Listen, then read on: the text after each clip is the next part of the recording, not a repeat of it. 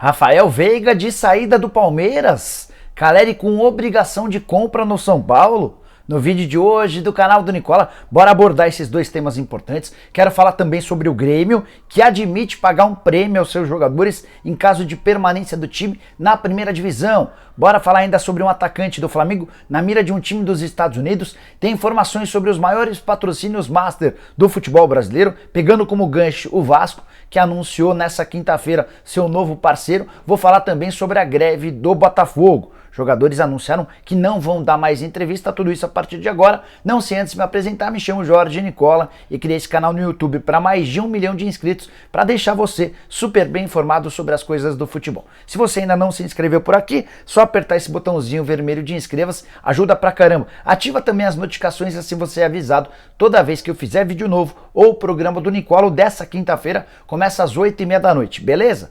Bora começar o vídeo falando a respeito do Botafogo. Jogadores do clube anunciaram que não darão mais entrevista. Foi uma forma que eles encontraram para protestar contra os atrasos de salário. Botafogo, vice-líder da Série B, muito bem encaminhada a classificação, o acesso para a primeira divisão, mas há esse probleminha interno. Muita dificuldade com o fluxo de caixa, salários atrasados com alguma frequência. Os jogadores afirmaram que não vão dar mais entrevista. Os dirigentes do Botafogo emitiram uma nota nessa quinta-feira para explicar um pouquinho sobre essa história. Eles avisaram que tem um dinheiro reservado para o pagamento desses salários atrasados, mas essa grana está depositada em juízo, foi o termo usado, né? Aguardando a decisão judicial para o pagamento. Então, assim que houver uma decisão judicial, se ela for favorável ao Botafogo, o Botafogo assegura que vai quitar todas as pendências. O clube ainda afirma que adiantou recentemente R$600 mil em premiações futuras, até por causa do momento especial do time buscando afirmação, do time lutando por uma dessas 4 vagas. Então o Botafogo assegura que já pagou R$600 mil de forma antecipada e conta também que colaboradores e atletas com até 60 salários mínimos por mês já estão com todas as contas em dia. Os débitos, as dívidas, fazem parte de um grupo de atletas com salários mais altos, gente que ganha mais de R$60 mil por mês. Para completar, ainda tem 17 jogadores do atual elenco com direitos de imagem em atraso, dívida confessa pelo próprio Botafogo, só para vocês entenderem um pouquinho do drama dos grandes clubes do futebol brasileiro. Nem aqueles que parecem organizados e montaram um time legal conseguem viver dias tranquilos. Bora falar agora sobre o Vasco da Gama, que anunciou nessa quinta-feira algo que a gente já vinha contando há alguns dias, o patrocínio master com a PixBet. O valor do contrato até dezembro do ano que vem é de R$9 milhões. Essa empresa, uma casa de apostas esportivas, vai ocupar o espaço principal, o espaço mais nobre, na camisa do Vasco da Gama. Se a gente dividir o tempo de contrato por todos os meses, a gente vai constatar que o valor é um pouco inferior a 9 milhões por temporada. Vão ser 7 milhões e 700 mil por temporada, isso porque começa a valer a partir de agora, tem o mês de novembro, o mês de dezembro e toda a temporada que vem. Dessa maneira o Vasco pula para a 10ª colocação no ranking dos maiores patrocínios masters do país. Que separei os números aqui dos outros times para que você possa ter uma mínima ideia de como é que tem funcionado. O Palmeiras é dono do maior patrocínio master com a Crefisa. O anúncio, o valor total divulgado é sempre de R$81 milhões, mas não é um valor justo, porque esses 81 milhões englobam todas as propriedades no uniforme do Palmeiras. Mas o que se sabe é que certamente a Crefisa é aquela que mais paga pelo patrocínio master no uniforme do Verdão. O segundo lugar com o BRB, o parceiro do Flamengo, que desembolsa a partir de R$32 milhões por temporada. O Flamengo tem direito a bônus de acordo com a movimentação de torcedores nas contas criadas no BRB. Há uma divisão para torcedores do Flamengo no BRB e quanto mais movimento for criado por ali, de dinheiro, de circulação de grana, maior é a rentabilidade do Flamengo, que ultrapassa esses R$32 milhões. Terceiro lugar do São Paulo com a Sportsbet.io, contrato que rende cerca de R$25 milhões por ano, estou incluindo também o valor das luvas. Quarto lugar é do Corinthians com a Neoquímica, que banca R$17 milhões por temporada.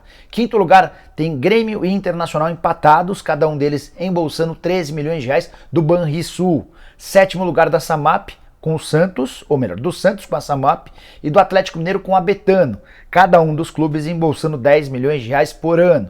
No lugar do Fluminense, que tem como parceiro a Betano, 8 milhões de reais por temporada, e agora o Vasco com a PixBet bem perto do Fluminense, 7 milhões e 700 mil. Vasco que tinha o banco BMG no patrocínio Master, é possível que o BMG seja deslocado para a parte de trás da camisa para que o Vasco não perca mais um parceiro. Bom, bora falar sobre o Grêmio, penúltimo colocado da Série A, 26 pontos ganhos, muito ameaçado de rebaixamento. Próximo jogo contra o Atlético Goianiense, segunda-feira em Goiânia. Há necessidade urgente de vitória. E o Denis Abraão, que é o novo vice-presidente de futebol do Grêmio, alguém com excelentes passagens pelo clube e que goza de muito respeito junto ao torcedor do Grêmio, o Denis admitiu que o Grêmio está sim trabalhando para garantir um prêmio aos jogadores em caso de permanência na Série A. Por que não dá para cravar que já está fechado? Porque essa é um pagamento completamente inusitado. Quando começou o Campeonato Brasileiro, o Grêmio havia se programado para pagar aos jogadores um prêmio em caso de título ou um prêmio em caso de classificação para Libertadores. Até porque o Grêmio, que nos últimos anos abriu mão de disputar o Campeonato Brasileiro pelas opções por competições de mata-mata, imaginava-se que nessa temporada, com a chegada de reforços importantes, entre eles o Diego Costa, que o Grêmio teria elenco para brigar por todas as competições e que seria um dos candidatos ao título do Campeonato Brasileiro. 27 rodadas depois, o Grêmio está muito, mas muito ameaçado de rebaixamento. E os dirigentes do Tricolor fizeram uma revisão e estão discutindo detalhes finais para se acertar com os atletas em relação ao pagamento desse prêmio pela manutenção do time na primeira divisão. O Denis só afirmou que não vai ter bicho por jogo. O bicho por jogo seria aquela história do venceu o Atlético Goianiense, tem direito a tal, empatou com outro time, tem direito a tal. Ele assegura que vai haver um prêmio para participação do elenco caso o time escape do rebaixamento. Você acha que o Grêmio escapa da zona do Z4? Você acha que o Grêmio estará na primeira divisão na próxima temporada? Só antes de mudar de assunto, destacar, vou ler a frase que o Denis Abraão falou a respeito do assunto. Abre aspas. Não existe bicho por jogo. Existe uma tratativa.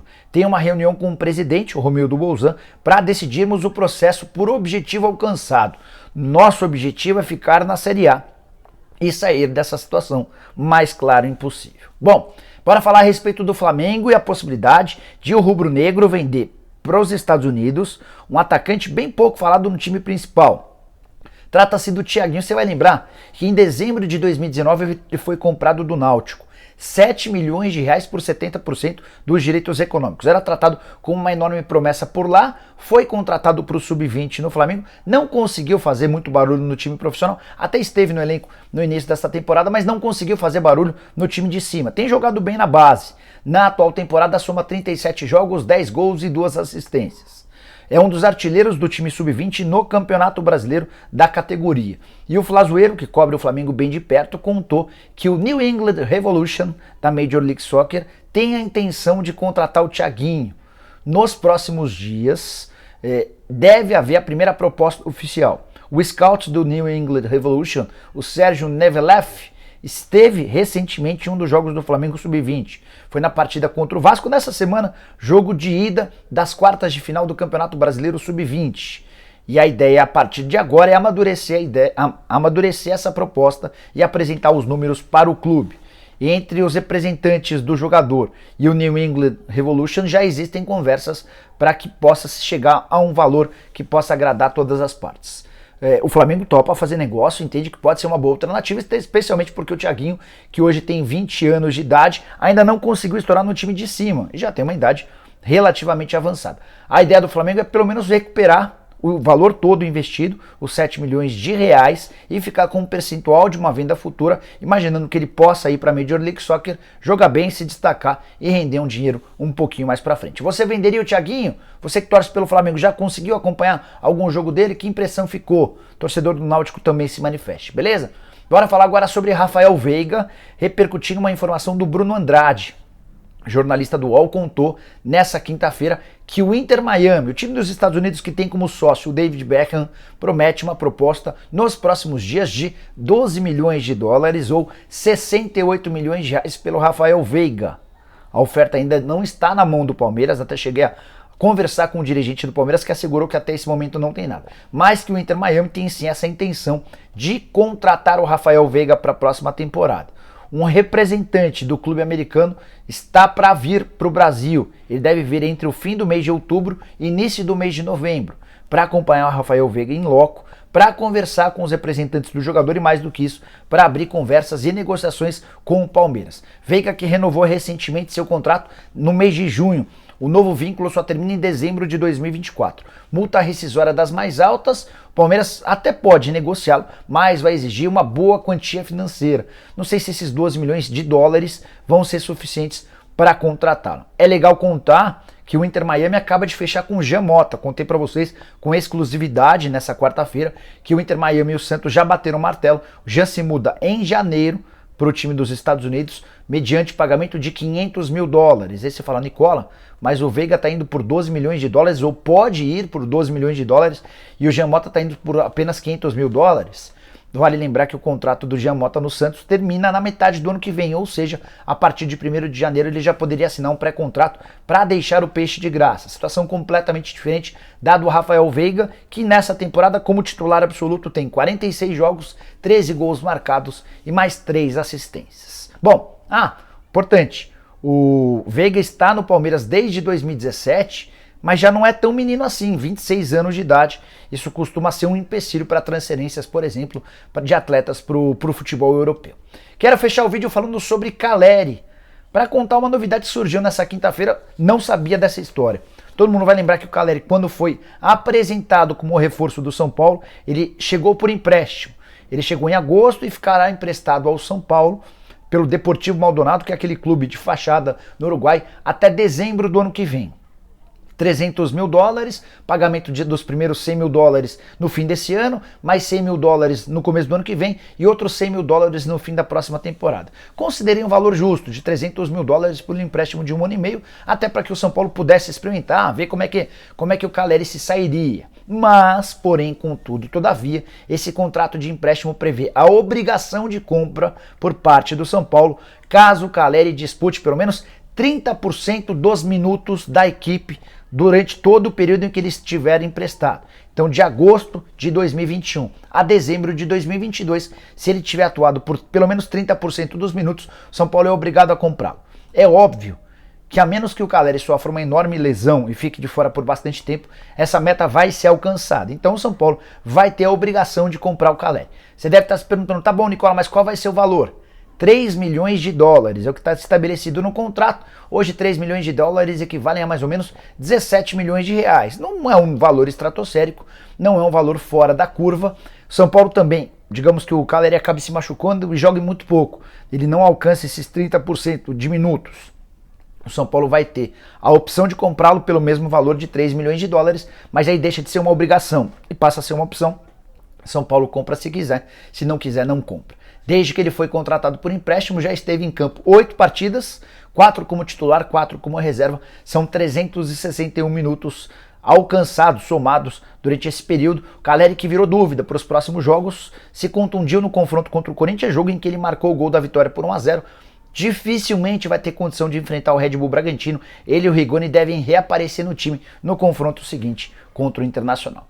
Pessoal, curtiram o vídeo? Não esqueçam de deixar like, de se inscrever no canal. Lembrando que daqui a pouquinho, a partir das 8h30 da noite, a gente vai estar ao vivo com o programa do Nicola. Combinado? Abraço para todo mundo. Bom resto de quinta. Tchau, tchau.